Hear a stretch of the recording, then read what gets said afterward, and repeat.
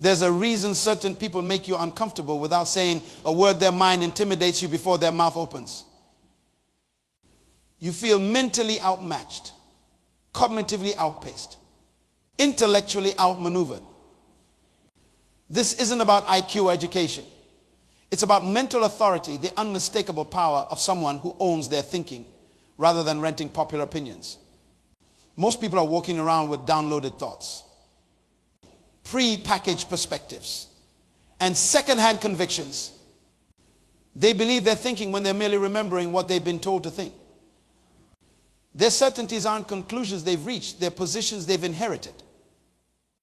Their convictions aren't personal discoveries, they're social accommodations. In a world of mental followers, the independent thinker appears almost threatening, and that's precisely the kind of mind you need to build. You were born with something that kings cannot buy. Presidents cannot legislate it. Dictators cannot control it. The wealthy cannot purchase it. What am I talking about? Your mind.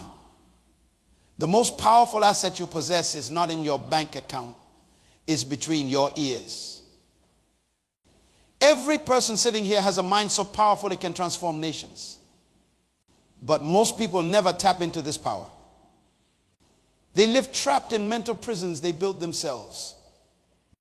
Today, we're going to talk about how to build a mind so strong it actually scares people. When I was a young boy growing up, there was a man in our neighborhood who everyone avoided. Not because he was physically intimidating. He was actually quite small in stature. Not because he was wealthy, he lived modestly. People avoided him because his mind was so strong. His vision so clear. His purpose so defined that he made others uncomfortable. He knew exactly who he was and where he was going. That kind of certainty terrifies the average person. You see, a strong mind doesn't ask for permission to be great. A strong mind doesn't need constant validation. A strong mind stands firm when everything around it is crumbling. That's the kind of mind I want you to build. Let me tell you something. Your mind is the source of all your behavior. Your actions don't determine your thinking. Your thinking determines your actions. Change your mind, and you change your life. It's that simple and that profound. Most people struggle their entire lives because they never understand this principle. They try to change their circumstances without first changing their minds. They attempt to alter results without addressing the source. That's like trying to purify water by cleaning it after it comes out of the pipe, instead of cleaning the source. Your circumstances today are a direct result of the thoughts you've been thinking for years. The good news is that if you don't like your circumstances, you can change your thoughts. And when you change your thoughts, you change everything. I once met a woman who had been trapped in poverty her entire life. Her family had been poor for generations. Poverty wasn't just her condition, it was her mindset. When I spoke with her, I asked her a simple question. What do you think about wealth? Her answer revealed everything. She said, wealth is for other people, not for people like me. I looked at her and said, your poverty isn't in your pocket. It's in your mind. 6 years later, that same woman owns 3 successful businesses. What changed? Not the economy, not her education, not her connections. What changed was her mind. She built a mind so strong that poverty could no longer hold her captive. When you build a strong mind, you become dangerous to mediocrity. You become a threat to complacency. You disrupt the status quo just by walking into a room. People who are comfortable with average will be uncomfortable around you. Your very presence will challenge their excuses. Let me tell you another story. There was a young man I mentored years ago. He came from a background where no one had ever graduated from high school. His family told him college was a waste of time. His friends laughed when he talked about his dreams. But this young man made a decision. He decided to build his mind every day. He read books every week. He found someone successful to learn from. Every month, he evaluated his thinking to identify limiting beliefs. His family called him arrogant. His friends stopped inviting him places. People in his neighborhood spread rumors about him. Why? Because a strong mind scares people who are committed to weakness. Today, that young man has a doctoral degree. He runs organizations that employ people from his old neighborhood. He travels the world speaking to leaders. Did his mind change his life? No, his mind created a new life entirely. You see, the mind is like a muscle. It responds to resistance.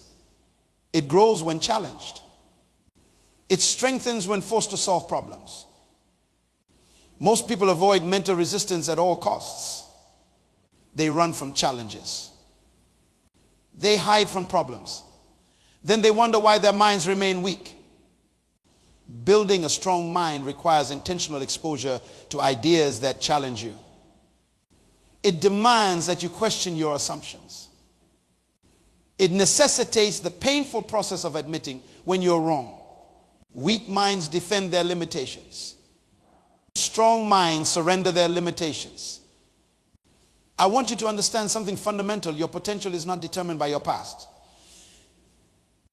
Your potential is determined by the capacity of your mind to conceive a different future. The stronger your mind, then the greater your potential. When I speak of a strong mind, I'm not talking about stubbornness. Stubbornness is often a sign of mental weakness, not strength. A truly strong mind is flexible, adaptable, and open to new information. It's strong because it's secure enough to change when necessary. A strong mind is built on principles, not opinions. Opinions change with the wind. Principles stand firm through storms. When you build your mind on principles, you become unmovable on matters of value and unshakable in times of challenge. One principle I built my mind upon is this: I am responsible for my life, not the government, not my parents, not my circumstances, me. When you take complete responsibility for your life, you take back your power from everyone and everything else. Another principle: problems are not obstacles to success, they are opportunities for growth. When you embrace this principle, you stop running from problems and start running toward them. You understand that each problem solved strengthens your mental capacity. Here's another: my value is inherent, not earned. I don't need to perform to be worthy. I am already worthy. When this principle takes root in your mind, rejection loses its sting. Criticism becomes information and not condemnation. Failure becomes feedback, not finality. These principles and others like them form the foundation of a mind so strong it scares people. A mind that refuses to be defined by circumstances. A mind that creates rather than complains. A mind that leads rather than follows. Building this kind of mind takes time. There are no shortcuts. Just as you cannot build physical strength without consistent exercise, you cannot build mental strength without consistent mental work. What does this mental work look like?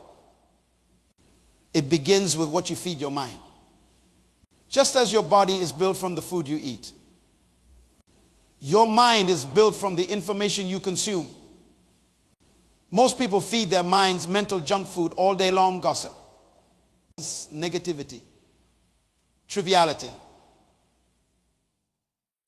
A strong mind requires nutritious mental food, ideas that challenge and expand you, concepts that deepen your understanding, perspectives that broaden your viewpoint.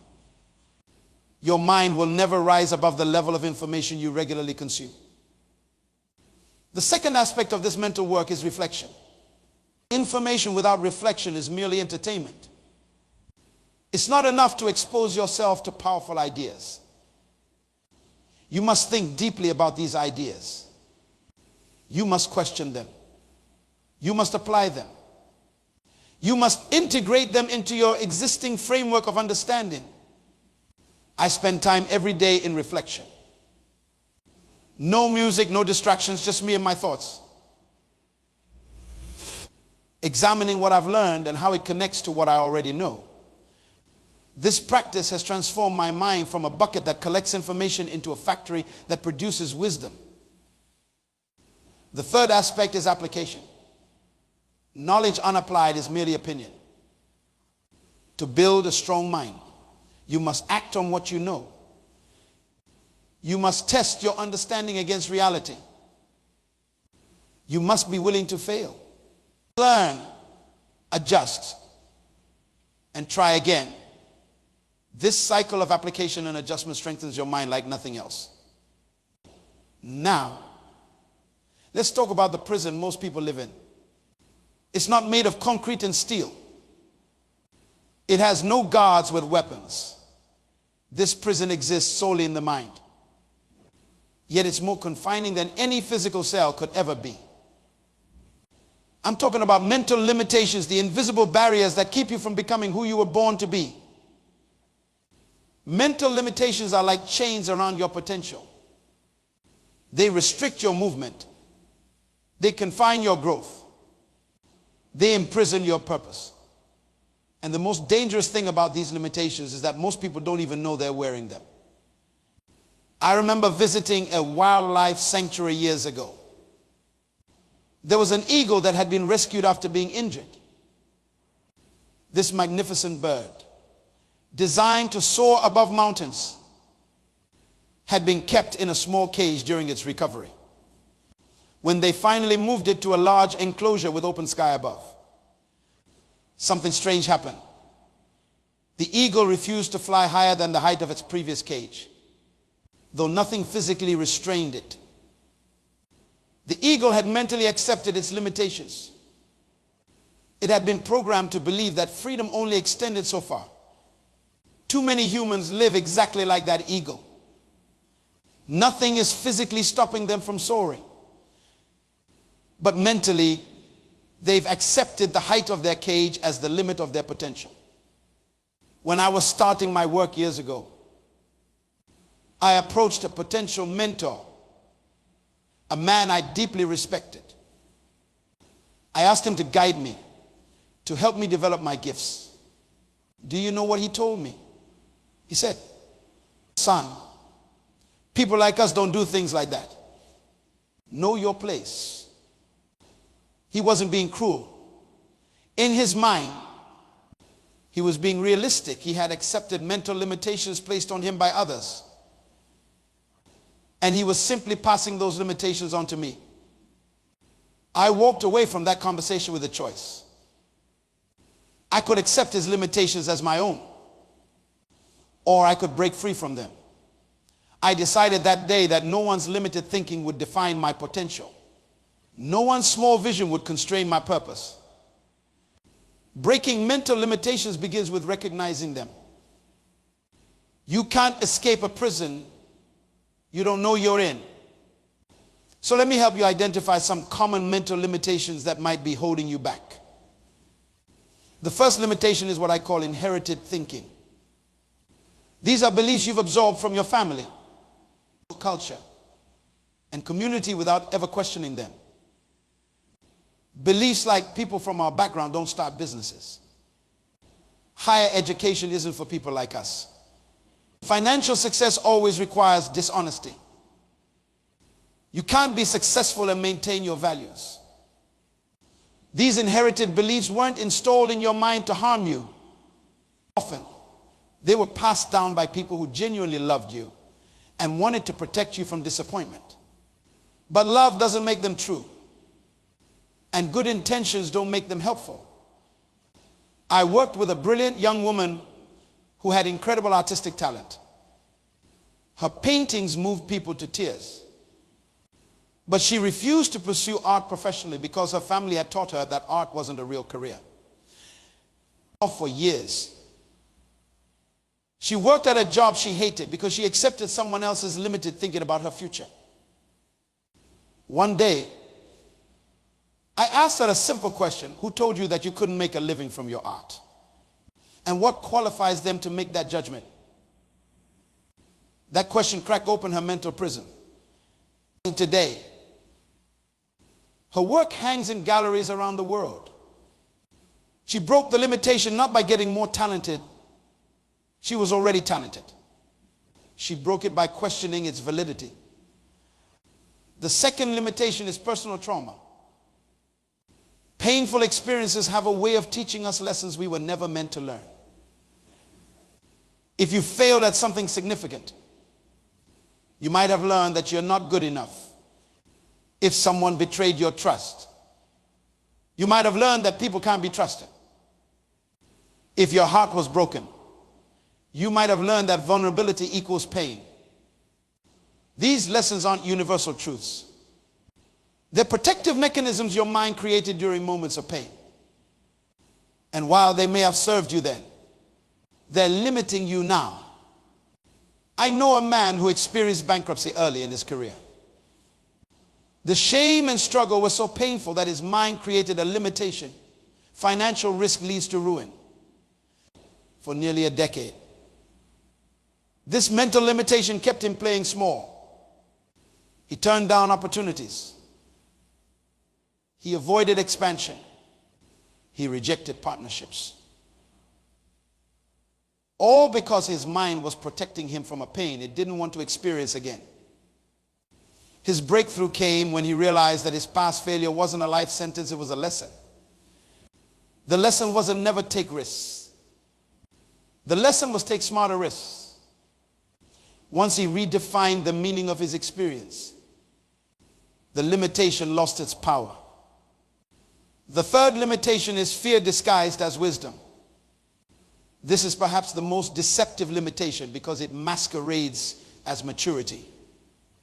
It uses phrases like be realistic and think practically to keep you from pursuing greatness. True wisdom acknowledges obstacles but finds ways through them. Fear disguised as wisdom sees obstacles and uses them as excuses to turn back. One says, this will be difficult, so I need a strategy. The other says, this will be difficult, so it's probably not meant to be. I mentored a young leader who wanted to transform his community through education. When he shared his vision with experienced people, they told him to scale back his plans. Be realistic, they said. Start smaller. Focus on helping just a few people. Their advice sounded wise, prudent, reasonable. But their wisdom was actually fear in disguise. They weren't teaching him prudence. They were teaching him to accommodate their comfort with mediocrity. He chose to reject their limitations. Today, his organization has educated thousands of students who were written off by traditional systems. The fourth limitation is success itself. Ironically, what you've achieved can prevent you from achieving what's next. When you become successful in one area, there's tremendous pressure to stay within that lane. People know you for certain accomplishments. They reward you for certain behaviors. They celebrate certain aspects of your identity. Stepping beyond your established success feels risky. What if you fail? What if people reject this new version of you? What if your new pursuit doesn't measure up to your previous achievements? I've seen countless individuals trapped by their success, afraid to express new gifts, explore new interests, or pursue new callings. They've allowed their previous achievements to define the boundaries of their potential. A successful attorney I worked with felt called to write children's books. For years, she kept this passion hidden. concerned that her colleagues would lose respect for her if she pursued something so different from her established identity. Her mental limitation was the belief that she could only be one thing, that her success in law somehow disqualified her from success in creativity. When she finally broke this limitation, she discovered that her legal mind brought unique strengths to her storytelling. The precision of language she developed as an attorney made her an exceptional children's author. What she feared would be a liability became an asset. Breaking mental limitations isn't a one-time event. It's an ongoing practice. Every new level of growth brings new limitations to break through. Every new achievement creates new boundaries to push beyond. Every new season reveals new thinking that needs to be challenged. The practice begins with a simple question: is this belief true? Or have I just accepted it as true? When you find a belief that doesn't stand up to scrutiny, replace it with a truth that empowers rather than limits. Remember, the mind that got you here won't get you there. The thinking that brought you to your current level of success isn't sufficient for your next level. Breaking mental limitations isn't just about achieving more. It's about becoming more and more of who you were created to be. The difference between those who make history and those who merely observe it is simple: conviction. Not talent, not opportunity, not connections. Conviction. That unshakable certainty that stands firm when everything else trembles. That internal compass that guides when external conditions confuse. A mind with conviction is a force of nature. I once spoke with a successful businessman who employed thousands of people. I asked him what quality he looked for when hiring leaders. Without hesitation, he said, I can train skills, I can provide resources. What I cannot manufacture is conviction. When I find someone with genuine conviction, I can build an empire around them. Conviction isn't stubbornness. Stubbornness refuses to change despite evidence. Conviction remains steadfast because of evidence, the evidence of your purpose.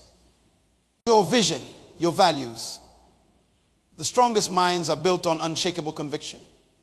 Years ago, I met a young woman in a village who started a school under a tree. She had no building, no formal training, no government support. What she had was conviction, the absolute certainty that the children in her village deserved education.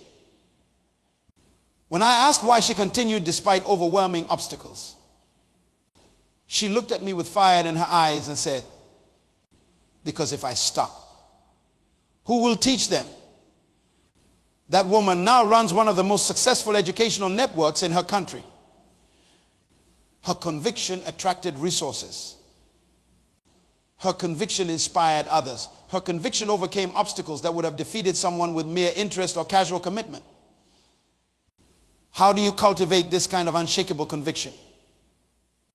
It begins with clarity.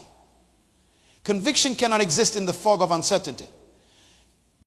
You must be crystal clear about what you believe, why you believe it, and what you're willing to sacrifice for it. Most people live with vague notions rather than clear convictions. They have preferences, not principles. They have wishes, not vision. They have desires, not purpose. Vague notions crumble under pressure.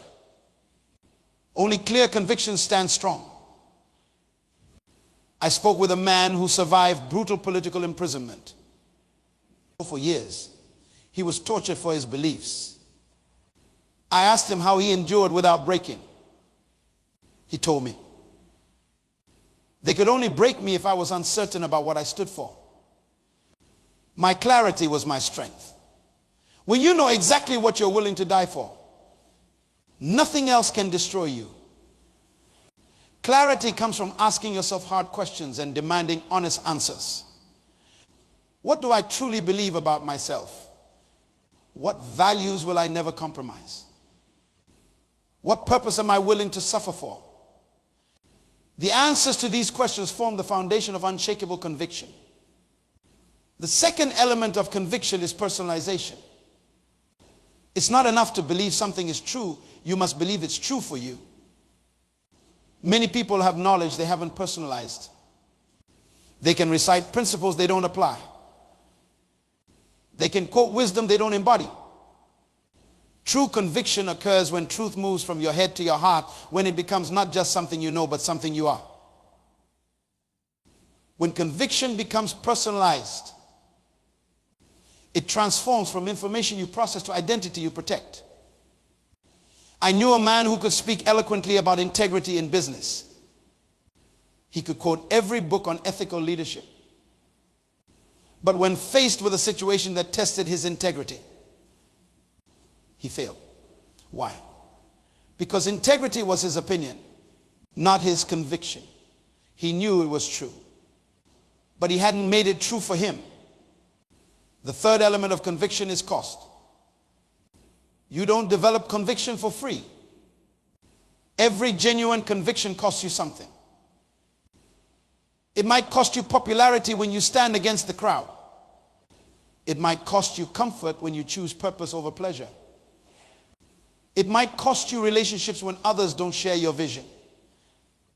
Are you willing to pay the price for your convictions? Most aren't. They want conviction without cost. They want the strength of absolute certainty without the sacrifice it requires. But that transaction doesn't exist.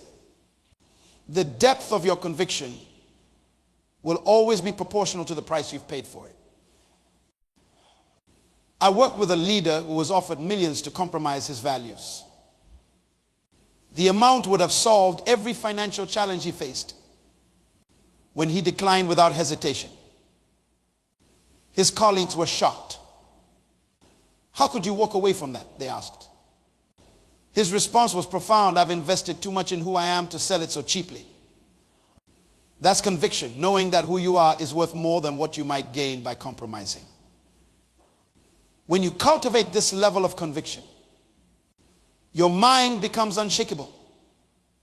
People sense it when they meet you. They feel the weight of your certainty. They recognize the power of your clarity. A mind with conviction doesn't seek permission to stand firm. It doesn't need constant validation to maintain its position. It doesn't waver when challenged or retreat when threatened. This is the kind of mind that transforms environments just by entering them. This is the kind of mind that scares those who live by consensus rather than conviction. Your thoughts will take you where your thinking allows. Most people never become thought leaders because they're too busy being thought followers. They repeat what others think. They believe what others believe. They accept what others accept.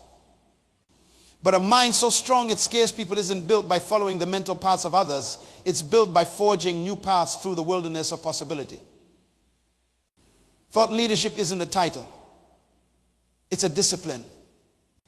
It's the daily commitment to think beyond conventional boundaries, to question established norms, to challenge comfortable assumptions. It's mental work most people aren't willing to do. I met a man in a small town who transformed his entire industry. He didn't have exceptional resources. He didn't have powerful connections. What he had was the discipline of original thinking. While his competitors copied each other, he questioned everything about how business in his field operated. Why do we do it this way? What if we tried something completely different? For years, people laughed at his questions. They called him impractical, unrealistic, even foolish. Today, those same people are struggling to copy his methods. That's thought leadership, the willingness to look foolish today to be brilliant tomorrow. The discipline begins with solitude. Your most powerful thoughts will never emerge in the noise of constant input. They need space. They need silence. They need your full attention. Most people are uncomfortable with solitude. They fill every moment with noise, distraction, and the thoughts of others. Then they wonder why they never have breakthrough ideas. I guard my thinking time with fierce protection. No phone, no interruptions, no distractions. Just me, a notebook, and the freedom to pursue a thought to its conclusion. This practice has yielded more value than any course I've taken or any mentor I've consulted. The second element of this discipline is questioning. Strong minds ask questions that weak minds avoid. They don't just question others, they question themselves. They question their assumptions. They question their conclusions. They question their questions. A business leader I worked with turned his failing company around with one practice. He instituted what he calls sacred questioning. Every week, his team had to question one fundamental assumption about their business. Why do we believe this market won't pay premium prices? Why do we think this process can't be faster? Why do we assume our competitors have an advantage? This practice of disciplined questioning transformed their thinking, which transformed their actions, which transformed their results. That's the power of thought leadership. The third element is contrarian thinking. This isn't opposing for opposition's sake. It's the deliberate practice of considering the opposite of what everyone else believes to be true. When the crowd moves in one direction, the thought leader asks, what value might lie in the opposite direction? When consensus forms around an idea, most people stop thinking. They simply adopt the consensus. The thought leader keeps thinking. Especially when consensus is strongest. They ask, what is everyone missing? What blind spots exist in the prevailing perspective? This discipline of thought leadership doesn't make you popular. It often makes you misunderstood. But it builds a mind so original, so incisive, so penetrating that it naturally leads others through the sheer force of its clarity. That kind of mind doesn't follow the future, it creates it. The ultimate test of a strong mind isn't what it achieves. It's what it leaves behind. A truly powerful mind creates a legacy that outlasts its physical presence. It plants seeds of transformation that continue growing long after the planter has gone. Your greatest contribution won't be what you build. It will be the minds you shape. Let me tell you the story of a teacher I met years ago in a remote village. This man had opportunities to work in the capital city for much higher pay. But he chose to remain in his village school. When I asked him why, his answer revealed a mind that understood legacy. He said, in the city, I will be teaching children who have many teachers. Here, I am often the only educated adult these children will ever know. My mind might be the only window through which they see a bigger world. For over 40 years, this teacher poured his knowledge, his wisdom, his very thinking patterns into generations of students. He lived simply, he owned little. But his legacy was extraordinary. Among his former students were doctors, engineers, government ministers, and business leaders. Each carried part of his mind with them, his way of thinking, his approach to problems, his mental disciplines. At his funeral, thousands came from across the country and around the world, one after another. They told stories of how this one man's mind had shaped their own. His legacy wasn't built of brick and mortar. It was built in the neural pathways of every mind he influenced. A strong mind reproduces itself in others. It doesn't hoard wisdom, it transfers it. It doesn't guard insights, it shares them. It doesn't protect methods, it teaches them. The strongest minds are those that strengthen other minds. I often ask leaders a simple question if you suddenly disappeared. Would your vision continue or collapse? Their answer reveals whether they've built a legacy or merely an achievement. Achievements disappear when you do. Legacy continues without you. Building this kind of legacy requires intention. You must consciously transfer not just your knowledge, but your thinking processes. You must articulate not just your conclusions, but how you reach them. You must make visible the invisible work of your mind so others can learn not just what you know, but how you know it. When I mentor young leaders, I often think out loud, exposing the mental paths I'm traveling. Here's what I'm noticing. Here's why it concerns me. Here's how I'm analyzing it. Here's how I reach this conclusion. This transparent thinking transfers mental patterns, not just information. A mind so strong it scares people isn't satisfied with personal success. It's driven to reproduce its strength in others. It finds fulfillment not in being irreplaceable, but in creating a generation that can go further than it did. Your mind was given to you not just for your benefit, but for others. The thoughts you think, the insights you gain, the wisdom you acquire, none of it was meant to end with you. It was meant to flow through you to others. So build a mind so strong it scares people. Break through mental limitations that hold you captive. Cultivate unshakable conviction about what matters most. Practice the discipline of thought leadership. And then, with intentional focus, transfer the power of your mind to others. That's how you build not just a successful life, but a significant legacy. A legacy of mind so strong they continue transforming the world long after you're gone.